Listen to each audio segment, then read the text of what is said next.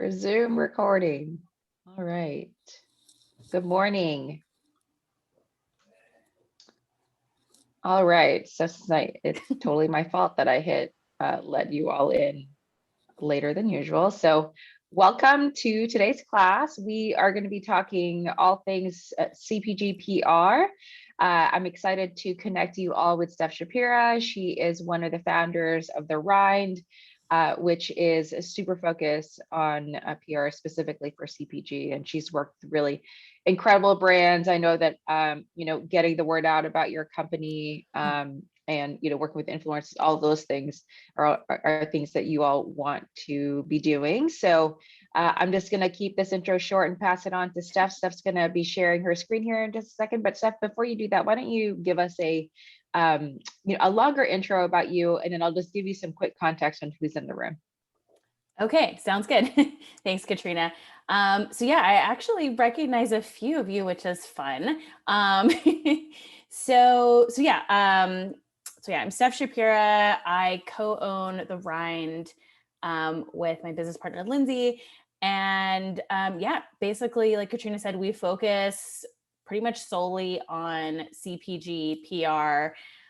There's so much happening, such a great community. It's like, why not spend all our time doing that? But we both have, like, I don't even want to tell you how old I am, a bunch of years of experience, probably like close to 30 or more combined years of experience in PR. Like, we've worked with restaurants and food and beverage more recently. And like Lindsay worked in fashion, and I did some stuff like with music and kind of like deeper looking at like food systems and all kinds of fun stuff there. But yeah, basically I've been in the PR game for a really long time. And yeah, I'm just excited to kind of give you guys an intro and hear what questions you might have. And I feel like I found a lot of people don't, like, they heard of PR, but they don't really know what it is. So I'm excited to kind of like give you more tools like to make decisions moving forward. Awesome. So we've got quite a few beauty brands here. We've got a couple of products that are apparel based. We've got a couple of food here as well. So we kind of have the spectrum of CPG here, Steph, and everyone is really within the first 2-3 years of their business. So pretty early stage. So I'll just turn it back over to you, and you can start sharing your screen. Okay, let's see. Share screen. Also, I moved my office, so now there's like more stuff behind me instead of a blank wall. I've been saying I need to get art or something to put on that wall for years now, but hasn't happened. Okay, can everyone see this screen presentation? Yes. Okay, cool. So kind of went over who we are already. But we do work with brands of really any size. So I don't want to say it's never too early to start PR, which might be a follow-up question, but generally there's a range of things you can do, whether it's like hyper local or just influencers, to the spectrum of like national, like consumer media, TV, and all those other things. So basically skilled in all those areas. It's really just about figuring out where the brand is and what they need. So kind of what is PR and why it's important. So PR stands for public relations, but it's essentially earned media. So like things that it's not are advertising or like social media is not, technically PR. That's kind of a separate thing. And kind of like digital marketing or marketing overall is separate. So to further clarify that, like it's normally things that are organically secured. Like the easiest one is media coverage, versus something that you're paying for, where you're kind of like creating an ad and putting that out into the world. So yeah, media relations, influencer engagement, which would be more like, sending product and building relationships with influencers versus a full-on paid campaign, though that's one area where it gets a little tricky with paid. I'll get into that more. And then community building is the third area, and that's a little bit more of like just having a presence in in either like the Austin local market or like in the community that's your demographic, and just having more of a presence in more of a natural way. But I'll get into those more in depth as I go through the slides. So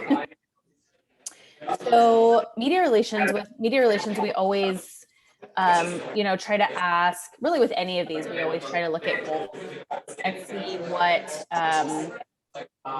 what the, Hey, Steph, can you hold on just a yeah, I was second? going to say, I don't know Let who me that just is. mute. Okay, found it. Okay. Thank you. I was like, I'm just going to keep going. All right. So yeah, always want to have some goals in mind as you figure out strategy and what type of PR you need and where you want to focus. But media relations, there's different types of media. So typically there's consumer and there's trade. So here's a few examples. Like the first two little rectangles there are consumer and the last one is trade. So like you think of like Food and Wine or Cosmopolitan or Real Simple, that's things that, consumers are reading. It's a little bit more like lifestyle oriented, people thinking about, what they're going to buy. And then trades are more like, and there's also business listed here actually, but something like Nosh or BevNet and Progressive Grocer, things that are like more for industry people and are more helpful in terms of like creating, kind of setting your brand as like the first, of its kind, or breaking through with business news in a sense, or potentially getting investors. At like those sorts of outlets are, honestly, any media can help get investors because it shows a level of credibility. But in terms of like who's reading what, like people who are more like deep in the industry and investing are definitely going to be reading the trades and the business outlets, like more often than a regular person just trying to look for like, a new moisturizer or something. So, okay. So yeah, here's some other examples of consumer media. So things like BuzzFeed, Forbes, Tidbits is a local one. And yeah, more trade and business, like Austin Business Journal, obviously business. Okay. So, influencer engagement, I feel like a lot of people are, like they know influencer is important. Everyone has kind of opinions on influencers, but generally I feel like doing some sort of outreach or strategy around influencers is important. Like I would definitely not suggest ignoring influencers just because they're genuinely influential. It's more about thinking about like which ones are the right fit for your brand and are going to meet your goals. But it's essentially anyone who's really using social media, whether it is, Instagram or TikTok, to they have an account, they're content creators, they have a following, and they can help promote your brand. There's kind of the option to do like a free relationship where they will post or share in some way just in exchange for sending them product. But a lot of times that ends up being just like an Instagram story and something really quick. If you really do want to have more control over what they're sharing and help more with messaging, or kind of get more return from it, you usually end up having to pay influencers, and there can be a range of pricing. And I guess one other thing that's helpful to remember is that you don't only want to look at the follower count. Ideally, especially if you're paying someone, you want to look at their engagement, like how many likes and comments are on the posts. And especially if you're paying them, you can also ask them for a media kit, which will show their demographic of, like, say you really want to focus on Austin. So you want to make sure that most of their followers are in Austin versus other parts of the country, something like that. Um, so it's really just thinking about, like, really for a lot of things with PR, it's really important to understand like a demographic of, depending on where you are, like who your existing customers are, who the customers are that you want to reach, and then figuring out, based on the media outlets or the influencer accounts, which ones align most to help reach that demographic of customers that you're hoping to get.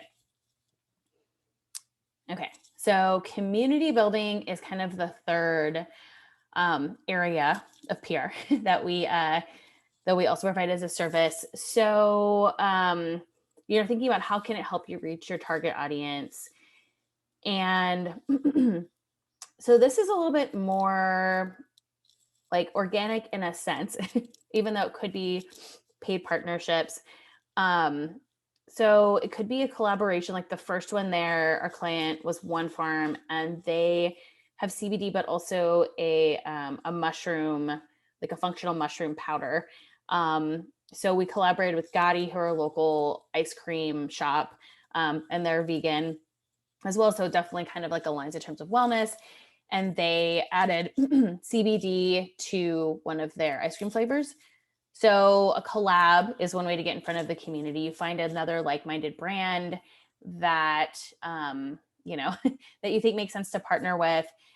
And then you can kind of use each other's like established following, ideally, to be able to reach more people in a different way. So if you are looking to do a partnership, it is ideal if the other partner does have a decent amount of of followers or credibility in the market. That said, sometimes if you don't have that many followers, it's harder to get those, but you can always try. And it's just all about building up a presence. And then other things might be like-minded brands for giveaways, or events like, popping up and giving samples, or selling at something like, if it's food, sometimes, as long as it's not perishable, it's easy to put like in gift bags at events. And it's, again, trying to make sure that the attendees of these events, or like the people who go to these other stores, or, who already buy these brands, are like the same type of market or demographic that you're hoping to reach. Okay. Sorry. So a few PR do's and don'ts. There's definitely more than this, but these are a few key ones. So do have a story to tell and know what sets your product and or the brand apart. So, it's really key to understand your brand differentiators. And, a lot of times kind of just saying, I have a product and this is what it does, isn't quite enough. Or, just like keeping it simple isn't quite enough. It's really understanding kind of the landscape and, thinking of like what makes your product different or better, or just, generally setting it apart from the other, plenty of options that exist on the market. Also, do position yourself as an expert in the industry. So this is also important. It doesn't have to be, you don't have to like have a degree in whatever it is that you're trying to talk about, but there are plenty of stories where media coverage stories where the writers are looking for sources. So for instance, if it is a skincare product, you might be kind of like, an expert on like the best types of moisturizers for the summer, or about SPF, or about ingredients that are good or bad to have in the product that you're putting on your skin. Or, even an expert in a sense of someone who can talk about what it's like running a small business. I mean, in a sense, like, all of you are, in a unique position to talk about, what it's like to be founders of a minority owned business. So you could talk about challenges you faced around that. It's really just thinking about what types of things you have to offer as the source to others, because I'm sure you've seen there are a lot of stories that cover that sort of thing. And then the last do you have consistent and clear brand messaging to tell your story succinctly? So one part here, one, you want to have clear brand messaging, like definitely, doesn't need to be super long. Definitely something where it touches on all your key talking points, but run it by, friends, family, other industry people, to make sure that someone who's not like deep in your world understands what it is and what you're trying to say, because you're so in it all the time, you don't always realize like, oh, that doesn't make sense, or like, what does this line actually mean? Or there's follow-up questions that might be important to consider. And then also in terms of consistent messaging, you want to make sure that you kind of have those talking points that are hit across all platforms. So like your website and your packaging and your social media and all those things, it doesn't have to be literally the same words, but it should be consistent and definitely not conflicting language, because that will confuse people. Okay, so on to don'ts. Don't flood the media, be strategic, and have a reason to reach out to media with a call to action. So if you think about, or if you can imagine, all the emails and outreach that media get, you don't want to be someone who is in their inbox with something that isn't, there's no real reason to be in there. I mean, it might seem like a reason, I guess, to you, because your reason is like, I want to have them cover us. But it's, the idea of maybe you can do an introduction to your brand and how you're different. And then, if you're following up, you can maybe do one regular follow-up, but then like coming up with something that is like timely, or some news, like say you introduced a writer to your brand and then a few months later you are now in new retail location. So that's the time to email, not just kind of like following up a bunch without some sort of like new angle or call to action for them. And then also kind of along the same lines, don't be one and done. PR is a constant drumbeat. So you don't want to necessarily send media like the same email, the same exact media person, the same kind of like email or topic over and over again. You want to be always coming up with creative things. And that kind of goes back to like community collaborations. Like for instance, if you, what was I going to say? So if you have a collab with another local business, you could actually follow up and pitch that to media. So it's thinking about like coming up with creative things that might be a story. And also just like kind of in the world we're living in now, there's so much happening in the news that people are writing about. Obviously, if your brand fits into something like that, it's a good idea to to think what story you could provide, but also of course being sensitive to what, not making it look like you're just trying to capitalize on the news in a sense. And then the last one is don't ignore your competitors. Watch how they're being covered in the media and think about how you can do different or similar things. So I think generally across the board, understanding who your competitors are so you can just have a better understanding of where your brand fits with them. So if you can see how what you're doing is different, then you can call it out. If you see a trend happening, like if it's, I'm trying to give a good one.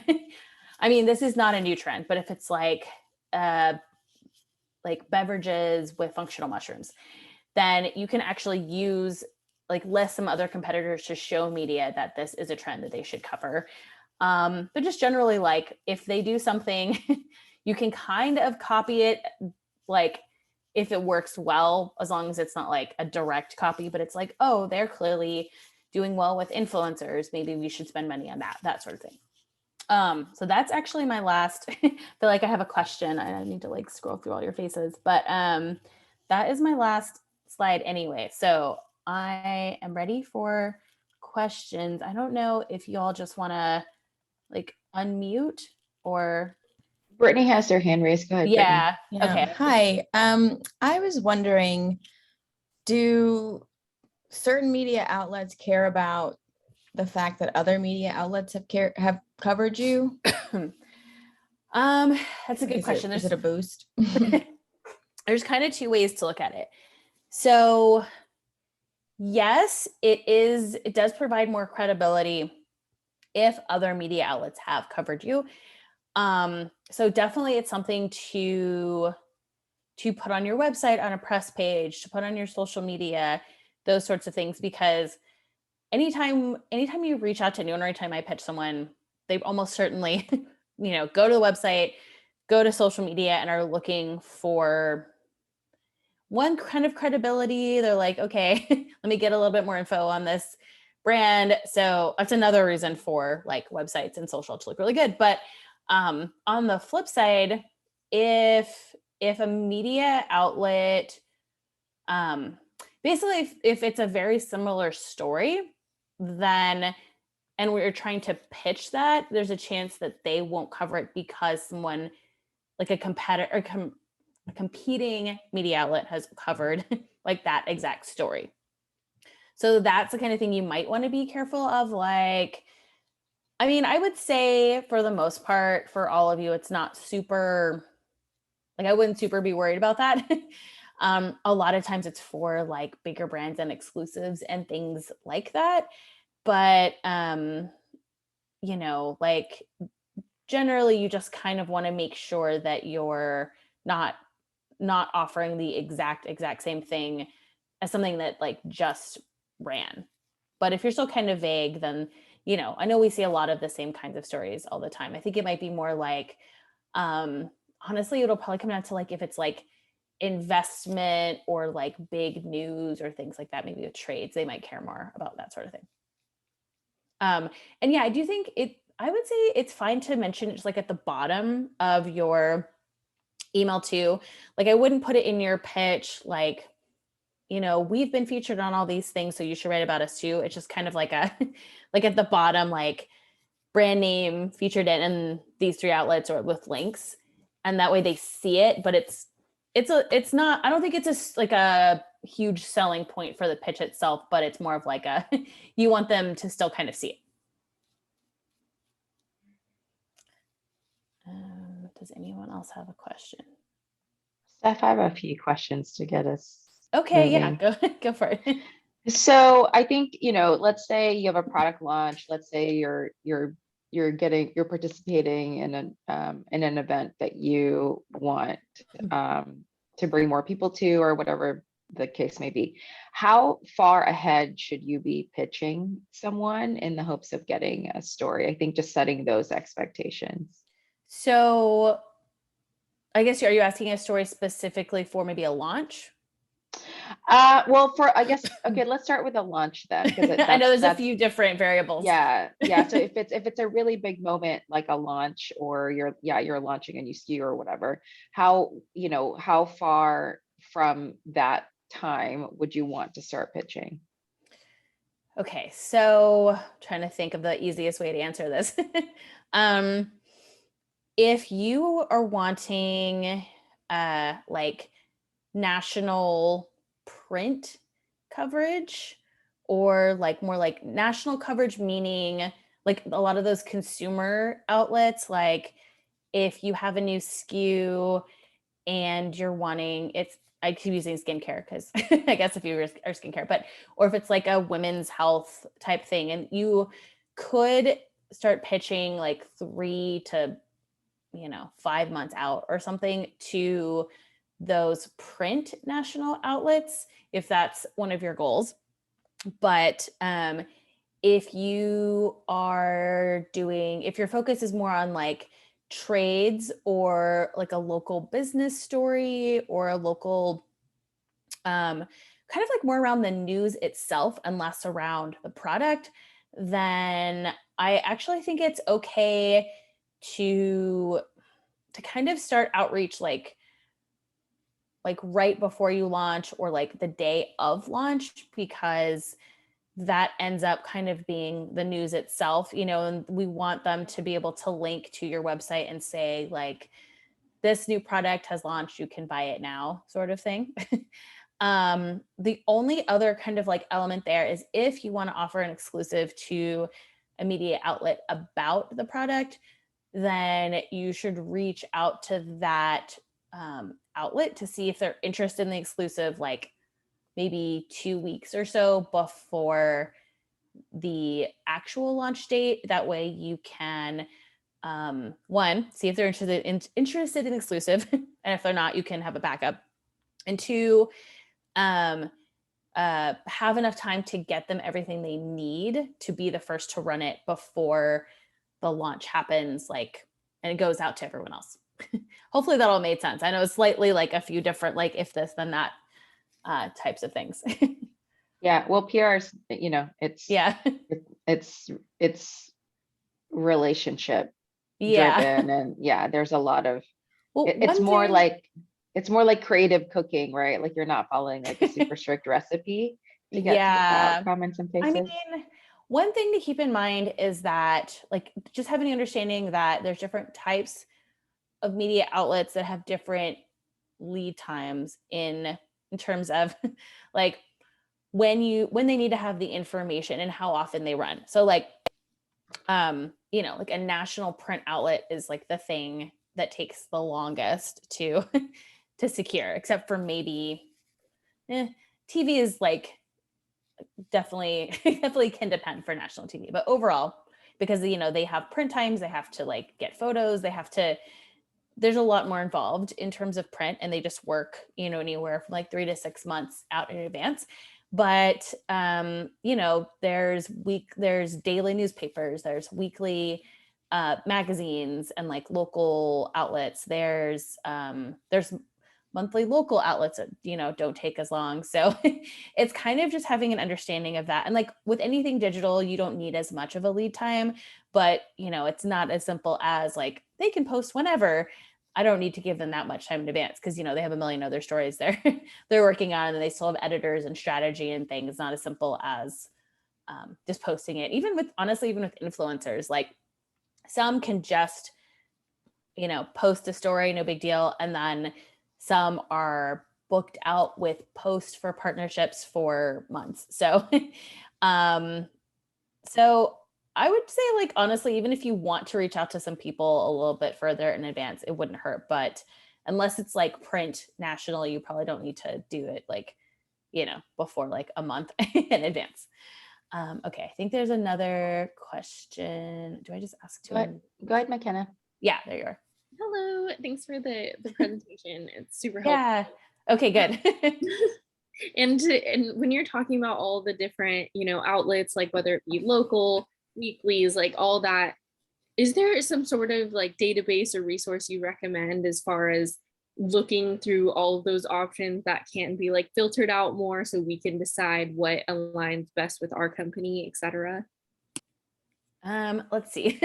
It's so yes, but so there's a couple media databases. One is called Cision and one is called Muckrack. There's a few others, but those are like the best. And those pretty much have like every media person in the country and their contact info. And you can do a search by location, by like the topic they cover, the topic the outlet covers, things like that. But the only thing like that does exist, but I don't know that I would recommend that for an actual brand to pay for, because it is pretty expensive for those things. Like, to be totally honest, like I share it with a few other publicists because like just doing that on your own, it's like thousands of dollars I feel like it's $1,000 a month. I don't even know how much it is, but it's so expensive that I share it with a lot of other people to bring my costs down. So I don't know if that's super helpful. But it does exist. You could, I mean, that in a sense is like a reason to work with PR because they pretty much always have access to that and they already have the list and the relationships. But the other thing that is just more time consuming would really be, and honestly, I do this too. So it's just to think about what outlets you are interested in or types of outlets and just like go deep in Google and then say you're like, oh, I don't know, Women's Health is a publication that I really want to be in. Then you go and you look for writers, like stories and the specific writer who's covered similar things. And then that leads you to a better list in a sense of like who's really a fit for your brand. And like, even, you know, maybe not every publicist does this, but a good publicist should, you know, you can look at the database anyway, but I always look at the websites because those are more up to date. And then you can like literally look and have a better sense of what they're covering when you're pitching it versus just kind of like a broad sense. So yeah, I would just say like, and it doesn't, even if you're not actually sending anything to media, it's probably still a good idea to, you know, as a founder, understand what types of media are covering you, because that's also part of, you know, understanding where you fit in the landscape of other brands and who your competitors are. And like, is this a news story or not? So yeah, I feel like I wish there was like a free database or something. I mean, you can obviously like Google, you know, like wellness media or something and find a list. That might help you too. I mean, Google is great. Yeah, no, I will definitely. Yeah, no, that's helpful. And I understand, you know, Yeah. super the value of working with a PR because they have all this, plus they know the people. And Yeah, exactly. I have like one more side question too, Yeah. with like some of the PR, like Marilyn and I have been in the past, like they don't necessarily offer us to just peek at it before it goes out. Is that like super normal, or is there a way of negotiating that ahead of time? Because it can always be, you know, skewed or come off differently. So we just want to make sure of that. Is that typical? So do you mean like a specific pitch, like to each writer, or Like Marilyn, do you want to expand on it? Yeah, Hi. like, hi, they'll interview us to feature us, and then they won't show it. Oh. Like, we can't read the article before they publish it, Oh, the which media it's itself. fine, but sometimes they just like get the facts wrong, and so we just want to be able to read it before they put it out there. Yeah, I have lots of thoughts on all of this. So basically, yes, it is standard to not be able to see a story before it runs. And that is, I'm trying to think of the easiest way to explain why. I mean, it's kind of like, essentially the main reason I think is they don't want, they're supposed to be at least, you know, like journalistic integrity, like they're the ones who are in charge of what they write. They don't want, it's not really like, it's their voice, it's their take on the story. It's not, you know, because like then it opens up kind of like a can of worms of you know, brands and founders and publicists like basically rewriting a whole story, which doesn't sound like what you want to do, but like it easily could become that. This kind of sad state of the media industry is that, you know, kind of back in the day, there used to be fact checkers, and there are definitely still some outlets that do have fact checkers, like a lot of the like print magazines do, but a lot of websites don't. And I'm sure you see like typos and just all kinds of things. There's just like fewer like copywriters, editors, all of are like, or fact checkers, like people who are doing those like checks and balances than there used to be, which is very sad to me. But really, I think like the best thing to do is give them a list of like it's a little different when you're a founder, but you could give them a list of talking points and just information and to prep them for the interview. And you could also always, if there's a part you didn't think they totally got, you could send like a clarification email. Like don't like totally step on their toes, but you know, kind of like guide them where you want to as a like a as a resource. And then definitely if something's wrong, spelled wrong, factually wrong, etc., like always email them and ask them to change it, because like that, I mean, that it is their job to fix it, and they pretty much always correct it. There's, you know, a difference between like something that's factually wrong and something that's like not worded the way you want it to be. um but you know, if it's factually wrong or misspelled, then like they have to correct it. Okay, Yeah, thank you. yeah, I feel like I went on a slight rant there, but No, it's perfect. okay. Anyone else? This is fun. I can do this all day. Yeah, do you all have any other questions? Okay, well, I have another one while you all think of one. Okay. So earlier you talked about brands finding their differentiator, and I think sometimes at this early stage, it you know, you kind of stumble a little bit around that or communicating what your differentiator is. Do you have any tips for how you go about really digging into that work, and what are some ways or questions that you can ask yourself to really think about your differentiator? Okay. I feel like this is it's not as easy of a question to answer. Let me think. I mean, you know, I feel like I keep saying this, but part of it is having an understanding of who your competitors are, and that way you can like more clearly see what your differentiators are. And sometimes it's easy to to look at something else and being like, oh, we're better because of this, or like, oh, they're doing this but we're doing this. So that's one kind of like easy exercise, I guess. But I don't know, I'm kind of just, I don't know if this is helpful or not, but some questions might be you know, like, who is the founder and how might you be different from other founders in that space or in the industry in general? You know, what is your experience, whether it's a lot of knowledge on the topic or not? Sometimes that could be a good thing. You know, what are the ingredients, or I don't I'm like, what is it if it's not a food product? What are basically what's in your product? um you know, how is that maybe different from what other people are doing? Or maybe it's, you know, maybe it's like, this is the star ingredient that is what makes your product different, that no one else is doing or not very many people are doing. I also feel like, honestly, like thinking about any challenges to get to, or like obstacles to get to creating your product, will help you figure out a differentiator in a way. Because, or like, you know, are you trying to solve a problem and it was like challenging to start this because the easy way is not as good, but it's easy, and you know, like you're putting all this extra effort into creating this product because you know it matters to you and this is why it's better, and like you're kind of hoping to change the landscape. Yeah, or like, you know, where are you from?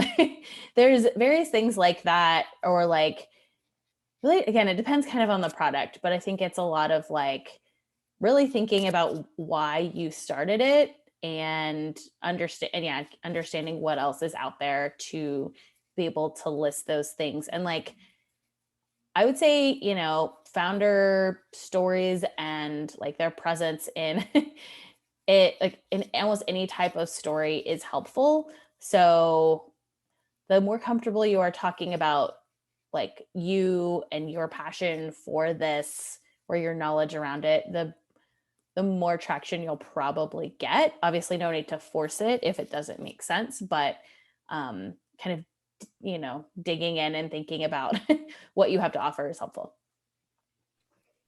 Well, thank you. IRP. Okay, yeah, go ahead. Sure. Hi, Steph. So Hi. my question is this, is I did engage with a PR firm a few months back, and obviously, you know, you send out a lot of samples, and oftentimes folks will write back and say, well, it's not the right time right now, but I have it. You know, if something comes up, an article or something, I'll definitely circle back, or I'll think about you, and so forth.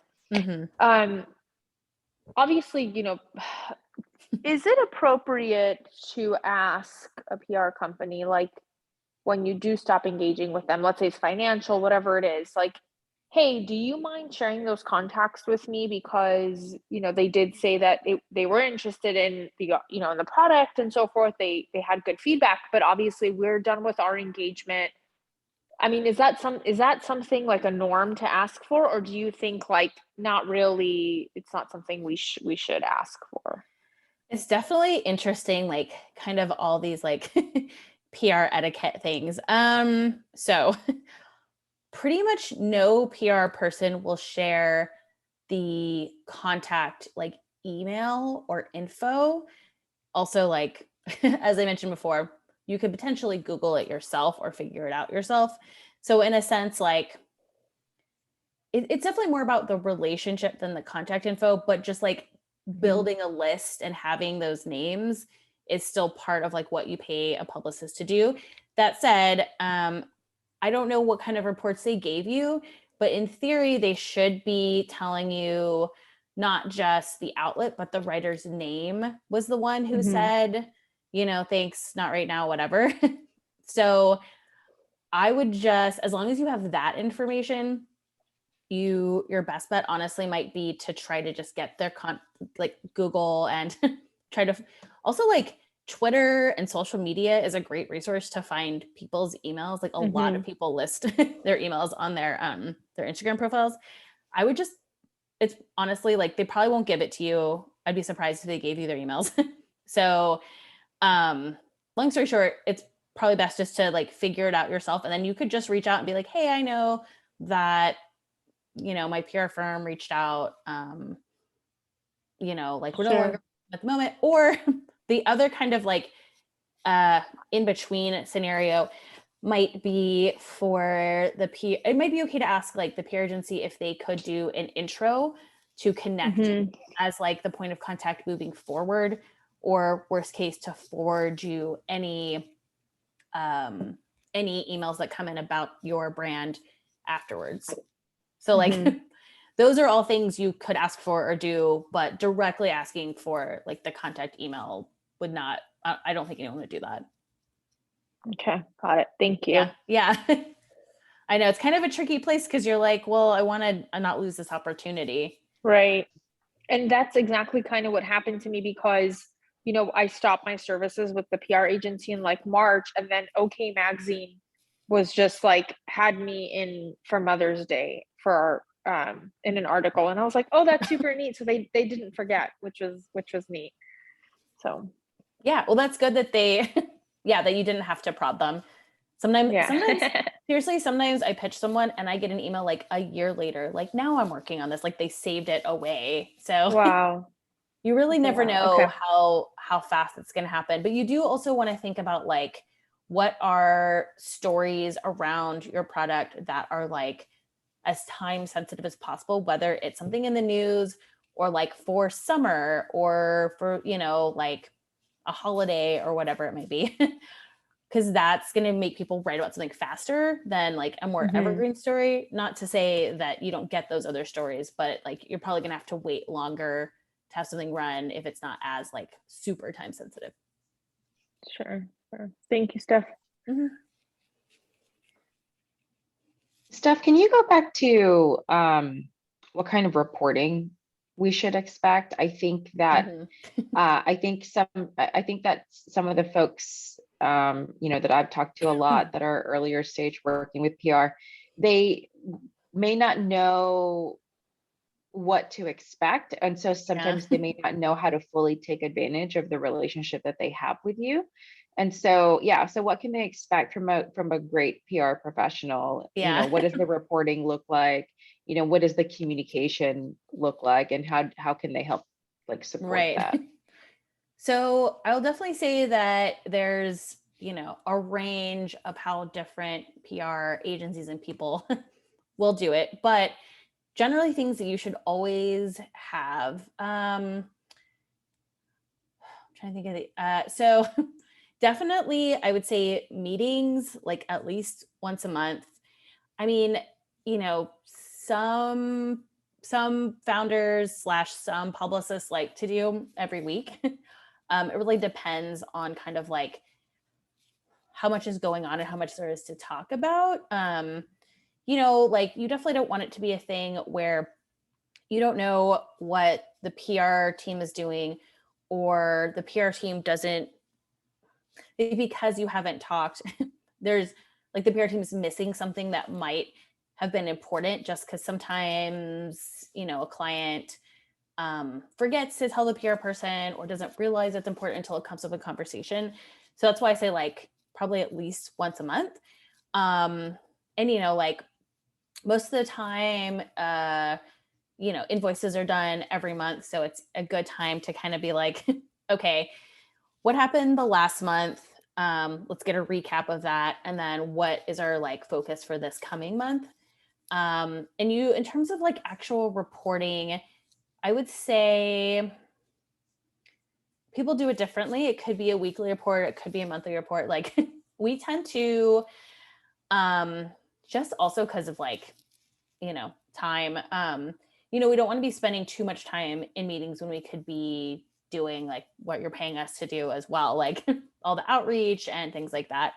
So we like to just have like a shared Google spreadsheet that's just updated in real time with anyone we've reached out to and their responses if we've received them.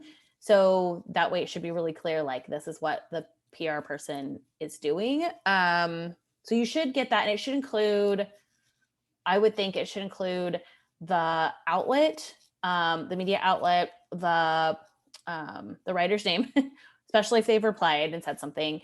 And what was I going to say?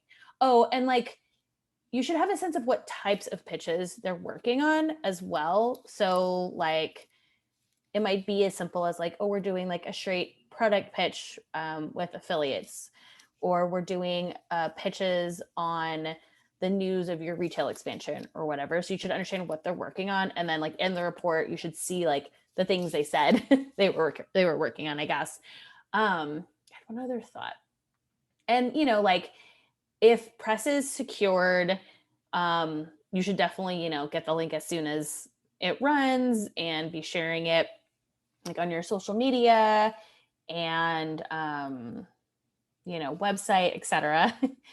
And what else? But yeah, I mean, I think it's like you should be kind of hearing from them maybe at least like once a week or something, just like because, you know, a lot of times we're getting info that we need from you, or obviously if someone's interested in a story, it's like, hey, can you send these samples, or hey, can we do this interview or whatever.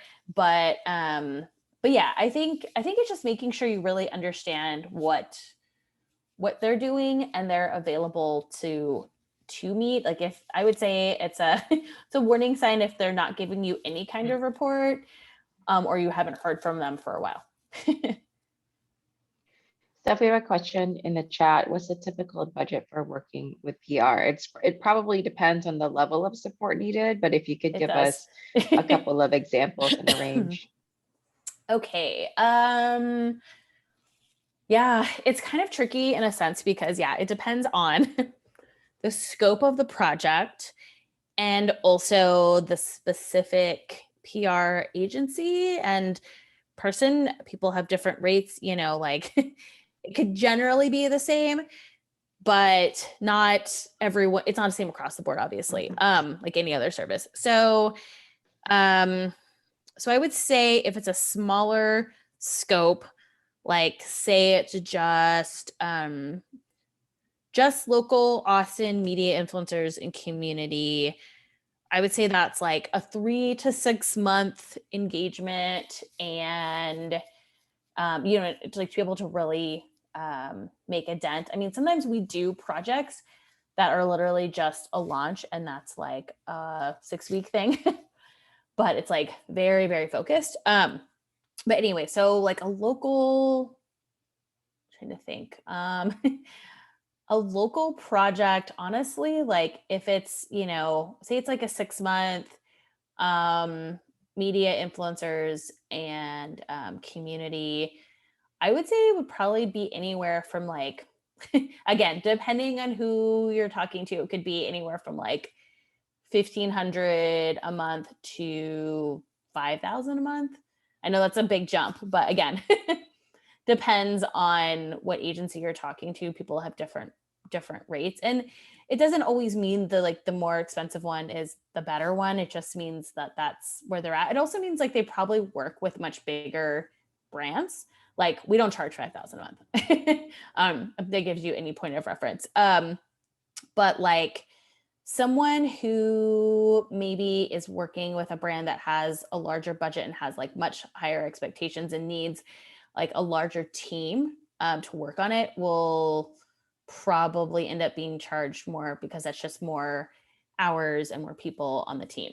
So that's a general thing. And then for national PR, that's another kind of like, I think what the, if it's just national media pitching, I would think it's probably, like, again, depends on how wide you want to go. If you're like a super niche product, you probably don't need a ton of hours, but it could be probably anywhere from like 2,000 to like, honestly, some bigger agencies, again, I don't know that any of you are quite at that point, might charge like, 10, 20K for like bigger brands, because there's just so much to do.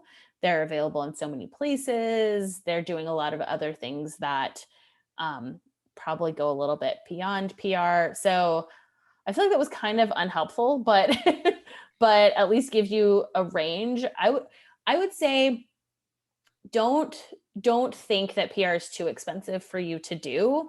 Like I could definitely tell you like separately if we have a call or something, like more focus on your specific brand about like what makes sense if you are ready for a PR or not, and about how much we would charge.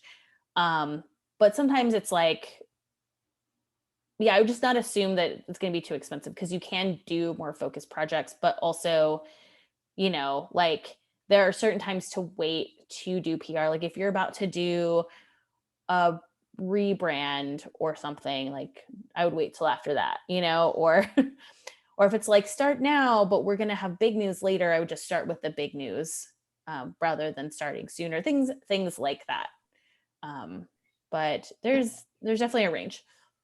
I can share a point of reference. I had a call with a PR agency earlier this week, and they gave me a verbal quote for, and it was all national PR. And there's 4 big moments coming up that we need some PR support on. And so it would probably be like just like a monthly engagement for the next 6 to 9 months. And they quoted me $15,000. So obviously that hurt my feelings. And so yeah, it was a much bigger agency, much bigger reach. They were going to assign like 4 people. I mean, I was just really looking for like, one person to work with.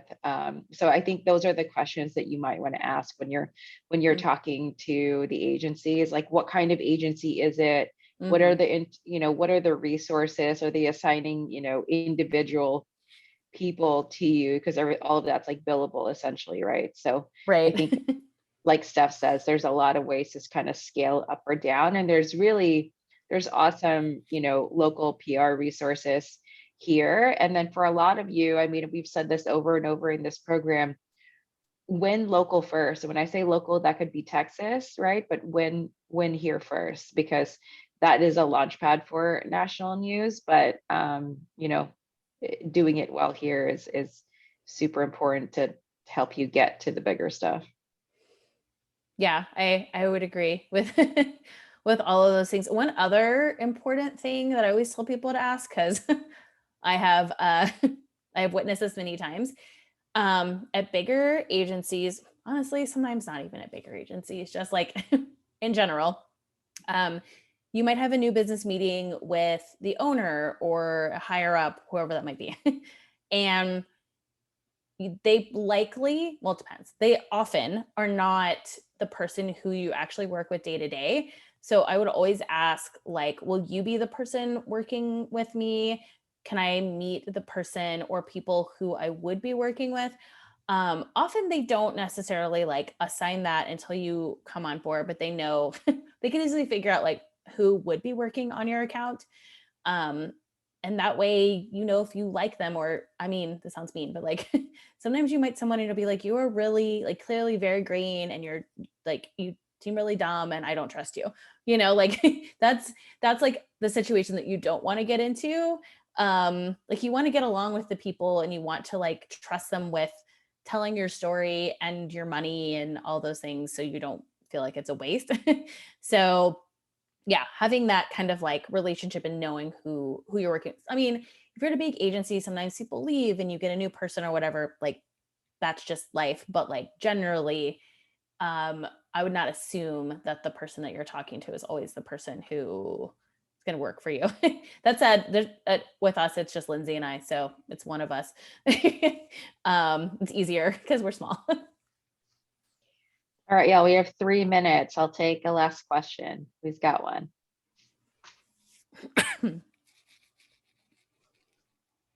No one? No one? Like no one? Go ahead, Well- Dwayne. I was going to ask, sorry. Oh, No, go ahead. Really quickly. So in terms of working with an entity or a company, do you put more emphasis on the brand itself or the principles or the founders behind the brand? And when you tell their story, are you putting sort of the idea of the product first? Is that how it typically works with a PR firm? Because for a marketing agency, of course, it's all about the brand, typically, I would think. So I would say honestly, it's both.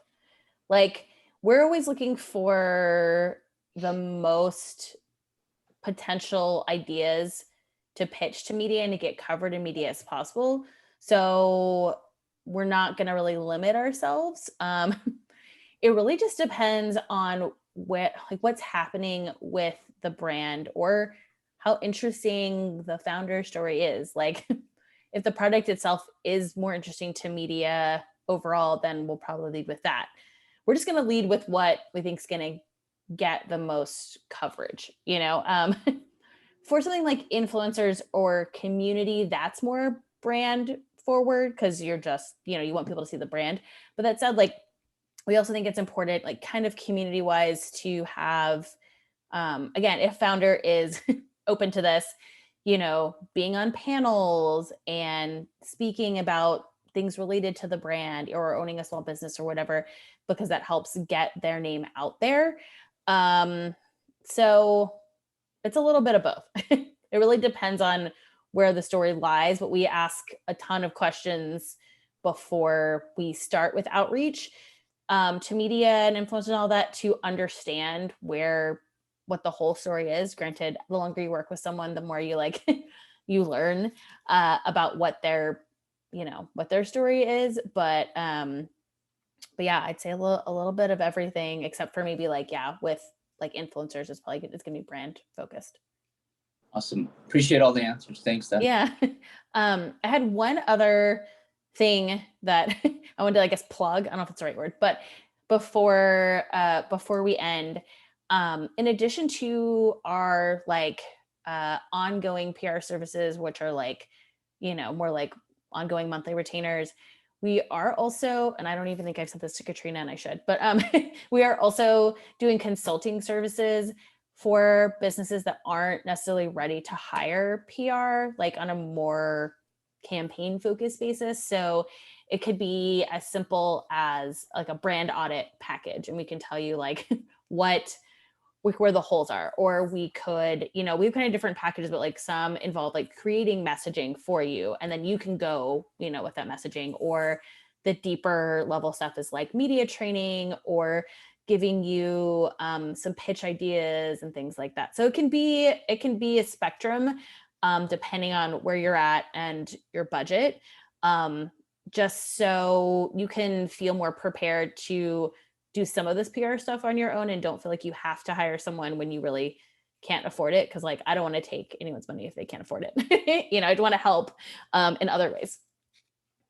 Steph, really quick, before we end, what's the budget you suggest for like that very specific 6 to 8 week launch? If it's just local, I would say probably 1,000 to 1,500, at least for us. Again, other people, I feel like we charge less than other people, for better or for worse. And then if it's a launch that's also national, but you also want like Austin, I would say that's, even if it's just for 6 weeks, I'd say it's probably closer to like 2,500 to 3,000. Again, depending on like how wide of a net you want to go nationally. Cool. And Asmini, can you expand on your second question here a little bit more? It says, to build on the last question, what's enticing to you when you want to write about a brand or product? Yeah, I was just kind of curious because you're speaking a little bit about what we want to send your way. Oh, there you are. Oh, you went on mute. Mute.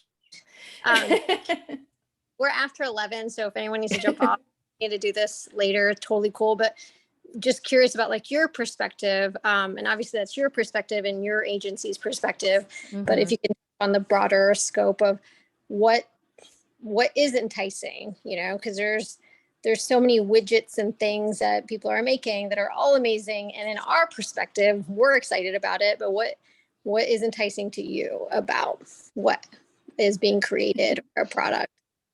So do you mean like what types of clients would I want to work with? Like that would be worth it? Or do you mean like what types of stories, like clients, or like what's happening, you know? I feel like there's it's still kind of vague, but like, it's like, what am I personally excited about? I mean, generally we want to work with people who have a good story. I know that's vague, but like founders who are, you know, doing something unique or have that background that we can talk about them. I mean, ideally it's gonna be better if you're open to, you know, like kind of being a face of the business in some way. Doesn't have to be, I mean, generally like we're looking for people doing something super innovative, which, you know, I feel like it's hard in a sense sometimes because a lot of people tend to have the same or similar ideas at the same time, you know, but also like things that are on trend that aren't, I know it's kind of vague again, on trend, but not like, not old trends, you know, things that we see as like currently really popular or going to be next trends, because then we can pitch that as, you know, for those pieces.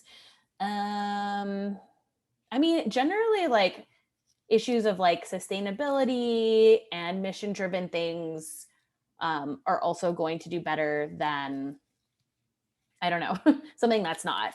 I think like to break through all the noise of all the other products and everything else that's in the news, you kind of have to, ideally you have kind of all of these things, because that sets you up for more success. You just kind of have to have like a few additional talking points if possible to, it's hard when it's just like, here's a product, it's kind of like other things, and the founder is just this dude who, you know, like who has money and, or, you know, like if it's that simple, it's a lot harder for us to find a story, unless like there's a lot of money, then that's a story in itself. But one other thing that I feel like a lot of you might be too early on for doing is something like share a sale, which you might notice if there is a story about like best SPFs right now. You've got a list and there's always links, and those links go to like Amazon or they go to the website or whatever. But through Share Sale, you essentially set up an account and you have relationships with different media outlets. And then when there are sales from that article that you're included in, they get a percentage of the sales. And that's basically most of those lists you're looking at. The publication is getting a percentage of sales. So, and you probably, if you go back, you'll be like, oh, like we might be making money off of this, is like always a disclaimer somewhere. It's something to look into if you are either like, you know, on Amazon doing something more at a big box retailer or doing a lot of direct to consumer stuff. There is a small cost to be part of it, but you know, at least you aren't like to sign up, but at least you aren't giving people money until they, you know, help you make a sale. So that might be something to look into as well. And that's great for like product roundups specifically. I could go way more into detail on that, but that's that's my quick like check out share sale. It might be of interest, if not right now, in the future, because I would bet you'd realize that a lot of the brands that you see covered are on there, especially for those like roundups where you're like clicking the link to buy. Cool. Thanks, Steph. Yeah. Brittany, I just want to address your payment question. She asked, is that upfront payment? So, Oh, okay. yeah. It's normally a monthly retainer. So if it was basically it's a certain amount per month. So the amount that I gave you was a monthly retainer, not total. And I know those are range there.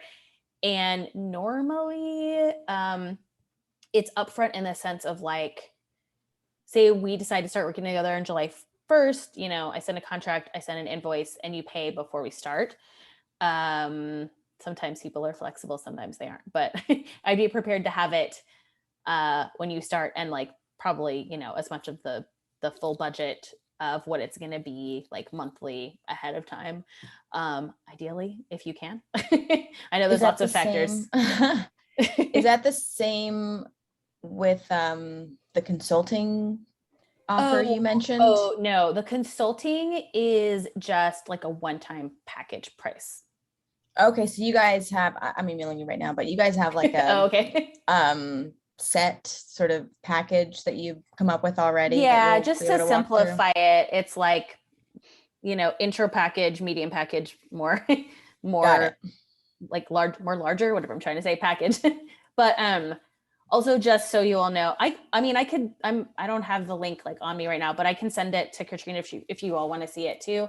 But also just know that if you see like something in one package that's not in the other one, like we can still customize. It's just to give people an idea of like what you get for around what price, because just trying to guess is hard. Yeah. Cool.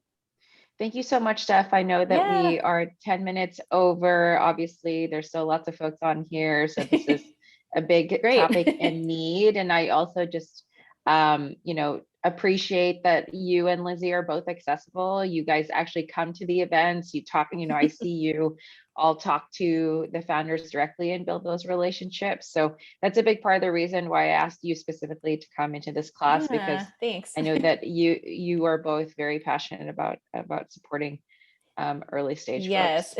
Yeah, I would say feel free to reach out with any questions. Like if it's just a simple like 15 minutes, like, no, you're not ready for this, or like, no, you need to do this, this, and this, like, I'm happy to help. But I mean, I don't want people to make decisions with their money that's limited most of the time and not have any sort of education around it. Like that doesn't make me feel good. So, so yeah, happy to help kind of guide as it makes sense and give feedback on products or whatever. Feel free to reach out with anything, any questions you have after this too.